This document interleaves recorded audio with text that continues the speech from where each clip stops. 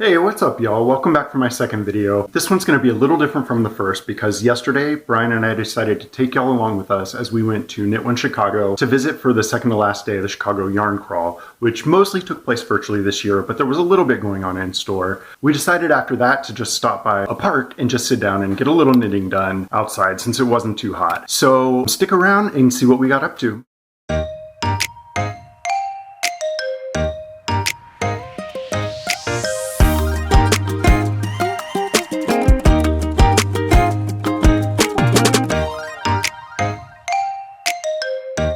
Real quick before we get into it, I just wanted to say thank you so much for the support you showed me on my first video. It was way more than I could have imagined. If you like this video, definitely hit the like button. And if you haven't subscribed already and you want to see what I have coming up, hit the subscribe button and hit the little bell next to it if you want notifications when new videos are posted. I can't wait to show y'all what I have coming up in the future. So for now, let's get into it.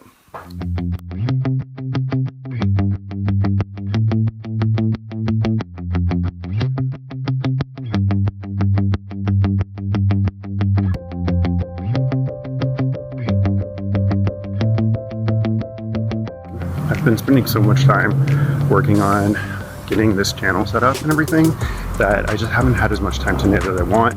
So right now I'm working on finishing that sock I showed y'all last week. I'm still on the first one and I'm finishing the cuff of my first sock today and we'll cast on the second one.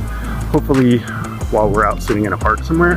We were planning to find somewhere kind of empty since it's not too hot and it's not too sunny, and just get some knitting done outside. Assuming it doesn't rain. I felt a couple drops, which makes me nervous because I didn't pack an umbrella. We'll see.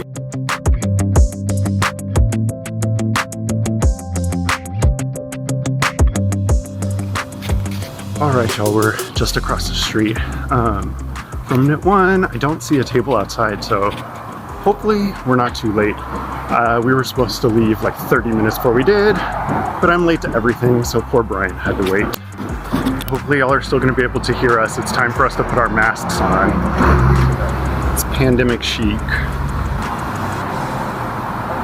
Ready? Yep.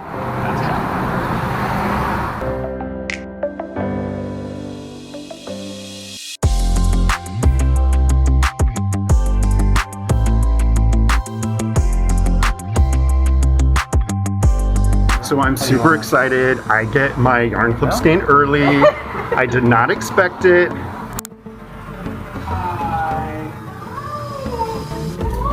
Yes.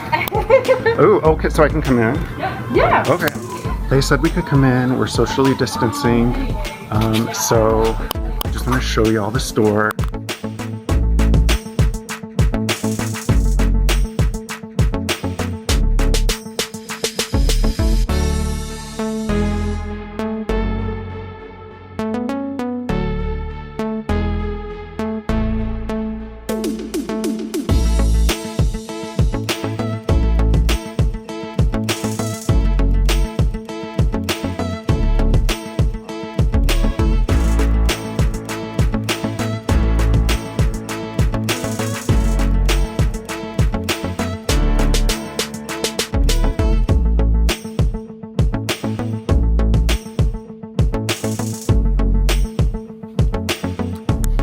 We were only able to stay for a few minutes because, as I said before, we were late, but I just really wanted to go so we could say we went.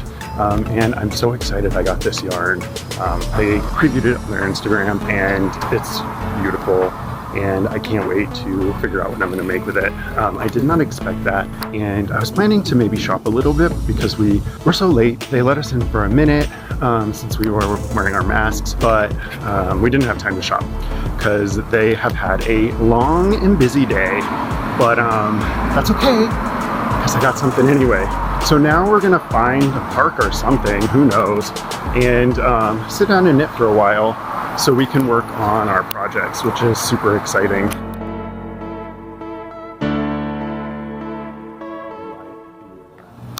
So Brian was just telling me about his next project.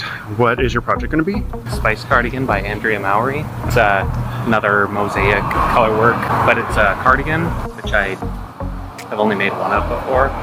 And you need 2 colors of yarn, right? It's a worsted weight, and she uses spin cycle. Yeah, she uses spin cycle, so it just kind of slowly changes colors throughout the garment. Do you think you're going to definitely use Dream State, or are you thinking of alternatives? Because I know it can be super expensive. I'm really leaning towards Dream State just because I like the fades in it, and with the other patterns that I've used that have called for spin cycle yarns, I went with something else, and I really wish that I would have at least tried what she recommended. Especially for something like a cardigan, because you're going to spend so much time and you want it to be perfect. Exactly. I'm actually super surprised because there's nobody out, which is really nice because it's kind of humid, so we can keep our mask off because there's not really any danger of running into anybody. But it's cloudy and nobody's out here today. Whatever. It's great to have the sidewalk to ourselves.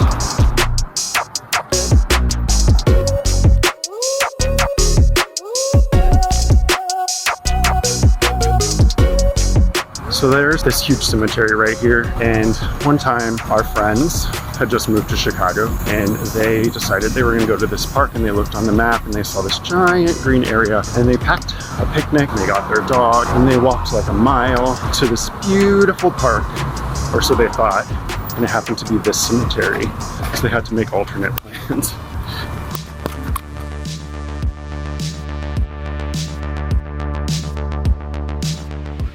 So hot. We were having trouble finding a park where there weren't a million people, so we ended up just in this little, it's called a linear park or something. It's just this long, narrow park. And we found a park bench and there's like nobody here. So we thought we'd sit down. Well, I just dropped my DPN, which I do all the time. I'm so bad about it. I'm gonna lose one day. But I need 2 inches, and then I do a little bit of the orange color again. It's so long now. I still need to make the second one, and I'm currently also working on the Artist Garden socks by Tiff Nealon, which are some scrappy socks that are knit holding a bunch of different colors of fingering weight double. And I started a swatch for my Cozy Classic Raglan, which I'm knitting in fingering weight and mohair. And I'm actually gonna film videos about my process of just kind of starting the sweater, because I feel like so many people I hear from are afraid to start. I just feel like there are some things that you can do that are really easy, even as like not an expert sweater knitter, that can help ensure that you're gonna be as close as possible to having a project you love that fits really well. So I figured, because I'm going through that process, I'll record it so that I can kind of show you what works for me. Because I've been really happy with all my sweaters. Any fit issues that I've had are really minor. I knit my first sweater last year, but when I finished it, it actually didn't fit. For my posture, I need a sweater that kind of like hugs my back a little more, and it was really wide. So I had to frog it back, I had to rip it back like maybe 6 or 7 inches, and then I re-knit it, tapering the body, which is how I learned the hard way that I prefer the way my sweaters fit when I taper the body. So now I do that on everything. Because that first sweater kind of freaked me out, it took me a while to knit more.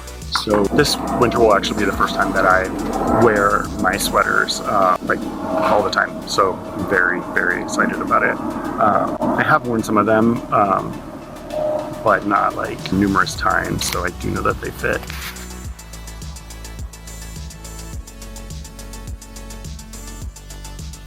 It's starting to sprinkle out, so we're heading back home. This has not been the most successful park knitting day. I dropped like 8 stitches, it's sprinkling.